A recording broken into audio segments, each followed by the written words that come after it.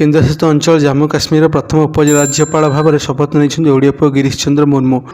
सत्यनिष्ठा से प्रतिज्ञा करता हूं कि जो विषय उपराज्यपाल केंद्र शासित प्रदेश जम्मू कश्मीर के रूप में मेरे विचार के लिए लाया जाएगा अथवा मुझे ज्ञात होगा उसे किसी व्यक्ति या व्यक्तियों को तब के सिवाय जबकि ऐसे उपराज्यपाल केंद्र शासित प्रदेश जम्मू कश्मीर के रूप में अपने कर्तव्यों के सम्यक निर्वहन के लिए ऐसा करना अपेक्षित हो मैं प्रत्यक्ष अथवा अप्रत्यक्ष रूप से संसूचित या प्रकट नहीं करूंगा।